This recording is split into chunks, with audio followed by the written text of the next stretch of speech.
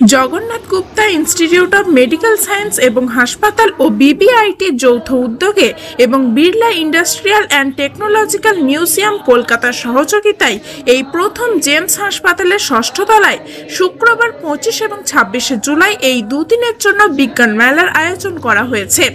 বর্তমান সমাজে বিজ্ঞানের গুরুত্ব বোঝাতেই মোট 65টা স্কুলের কয়েকশো ছেলে মেয়ে নিয়ে এই বিজ্ঞান মেলার আয়োজন করা হয়েছিল। মূলত বজবজ লাগোয়া বিষ্ণুপুর, ঠাকুরপুকুর, বেহালা, মেটিয়াব্রুজ, গার্ডেন রিচ এবং মহেশতলার বিভিন্ন স্কুলের ছাত্রছাত্রীরাই এই বিজ্ঞান মেলায় অংশগ্রহণ করেছিল। সকাল 10টা থেকে বিকাল 5টা পর্যন্ত চলা এই বিজ্ঞান মেলায় উপস্থিত সকল ছাত্রছাত্রীদের দুপুরের খাবারের ব্যবস্থাও করা হয়েছিল সংস্থার পক্ষ থেকে। এই বিজ্ঞান মেলার শুভ উদ্বোধনে এসেছিলেন পরিবহন মন্ত্রী স্নেহাশিস চক্রবর্তী, খড়গপুর আইআইটির ডিরেক্টর ছাড়াও বজবজের ভূমিপুত্র ঈশ্বর গবেষক সৌরভ মাঝি, যাদবপুরের প্রফেসর ছাড়াও অন্যান্য গুণী জ্ঞানী ব্যক্তিরা। 26 তারিখ অর্থাৎ শনিবার দিনও প্রায় 1.5 ঘন্টার একটি লেজার শো এবং কুইজ কন্টেস্টের আয়োজন করা হয়েছে উদ্যোক্তাদের পক্ষ থেকে।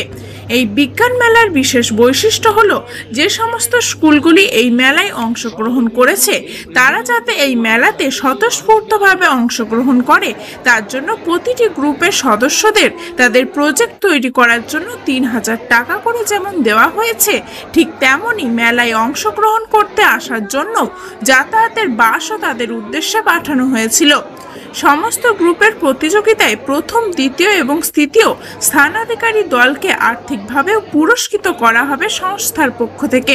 সংস্থার পক্ষ থেকে সিএসও নিবেদিতা চক্রবর্তী এবং মন্ত্রী স্নেহাশিস চক্রবর্তী এই অনুষ্ঠান সম্পর্কে সংবাদ মাধ্যমকে ঠিক কি বলেছিলেন আসুন একবার শুনে নেওয়া যাক। আমার নাম ডক্টর নিবেদিতা চ্যাটার্জি। আপনি?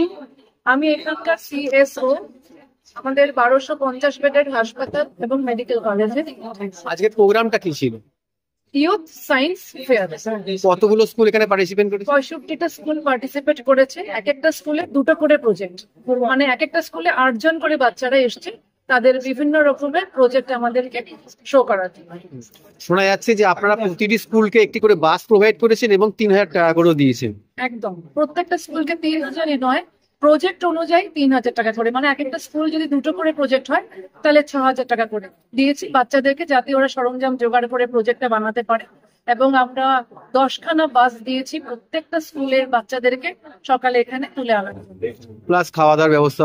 অবশ্যই পুরস্কার ফার্স্ট প্রাইজ আমাদের রয়েছে 25,000, সেকেন্ড প্রাইজ 15,000, থার্ড প্রাইজ 10,000। এছাড়াও আমাদের জুরি অ্যাওয়ার্ড, ডিসিপ্লিন অ্যাওয়ার্ড, এরকম অনেক অ্যাওয়ার্ড রয়েছে। Jagannath Gupta institute of medical science and hospital আয়োজিত এই যে ইউথ সায়েন্স ফেয়ার, সেখানে এসে খুবই ভালো লাগছে। প্রায় 120টি মডেল এখানে প্রদর্শিত করবে ছাত্রছাত্রীরা। এবং এই মেডিকেল কলেজের সাথে 1200 বেডের একটি হসপিটাল রয়েছে। দারুণভাবে আমি এসেই দেখলাম প্রচুর রোগী সেখানে আসছে এবং এখানে যারা পড়াশোনা করছে তারা হাতে কলমে যে শিক্ষা, চিকিৎসার শিক্ষা, সেখান থেকেই এরা গ্রহণ করতে পারবে। এবং এই যে সায়েন্স ফেয়ার এখানে অনুষ্ঠিত হচ্ছে, এতে ছাত্রছাত্রীরা উৎসাহিত হবে এবং তাদের ভেতরে যে মেধা রয়েছে এবং যে ইনোভেটিভ যে পাওয়ার রয়েছে সেটা ব্যবহার করে তারা যে মডেলগুলো এখানে তৈরি করেছেন, শিক্ষকরা আছেন সেগুলো দেখবেন এবং তার মধ্যে থেকে নতুন কিছু আমরা ভাবনা পাবো। এবং ছাত্রছাত্রীদের এই যে প্রয়াস এবং এই ফেয়ার অনুষ্ঠিত করার মধ্যে দিয়ে বেশ কিছু স্কুল, এই বজবজ এবং তার পার্শ্ববর্তী এলাকার যত স্কুলের ছেলেমেয়েরা রয়েছে তারা এই যে সুযোগটা পাচ্ছে এবং সেই সুযোগটা যে করে দিচ্ছে এই ইনস্টিটিউশন, এই কলেজ, এবং যারা মডেল নিয়ে আসছেন তাদেরও একটা সাম্মানিক এই কলেজ থেকে দেয়া হচ্ছে। সত্যি এটা অন্য কোথাও দেখা যায় না। যেটা এই Jagannath Gupta institute of medical science and college করেছে, হাসপাতাল করেছে, সেটা তাদের অবশ্যই ধন্যবাদ জানাতে হয়, প্রশংসা করতে হয়। যে এভাবে যদি তারা এগিয়ে আসে তাহলে আমাদের যে ছেলেমেয়েরা রয়েছে, অনেক দরিদ্র পরিবারের ছেলেমেয়েরা, অথচ তাদের মেধা রয়েছে, তারা অনেকটা সহযোগিতা পায়, তারা অনেকটা উৎসাহ পায়। ফলে সেখান থেকে আমরা অনেক বড় বড় মানুষকে আগামী দিনে পেতে পারবো। এই সহযোগিতা এই ইনস্টিটিউশন করছে, এটা সত্যিই প্রশংসার যোগ্য। বজবজ থেকে টিনা রায়ের রিপোর্ট, খবর 7 দিন। আচ্ছা।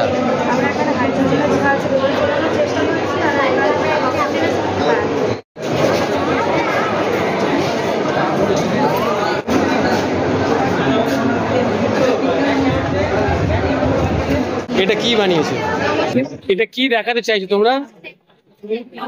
কতটা কষ্ট করে একটি শিশুর জন্ম দেয়। তাছাড়া আমরা নিজেরাও দেখেছি আমাদের বোনেরা আশেপাশে যারা মহিলা আছে অনেক কম বয়সে তাদের বিয়ে হয় এবং তাদের মধ্যে কত দিনগত রোগ সৃষ্টি হয়, তার ফলে তারা মৃত্যুবরণ করে, মায়ের স্বীকৃতি নেয়। তাছাড়া পাশাপাশি একটি নর্মালি জামা আপনি সুস্থ করার জন্য খেতে হবে কি কি বারণ, এগুলো মেনে চলার জন্য। তুমি কোন স্কুল থেকে এসেছো? তোমার কি নাম? রেশমা মল্লিক।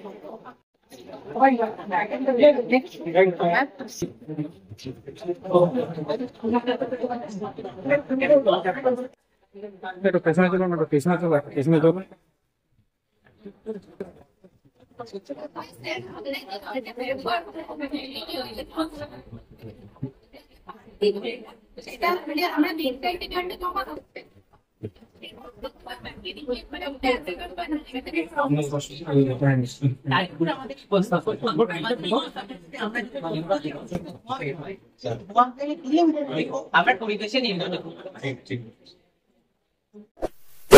এমনই তাজা ও গুরুত্বপূর্ণ খবর পেতে খবর শোধন চ্যানেলটি সাবস্ক্রাইব করুন এবং নোটিফিকেশন পেতে বেল আইকনটি টিপুন।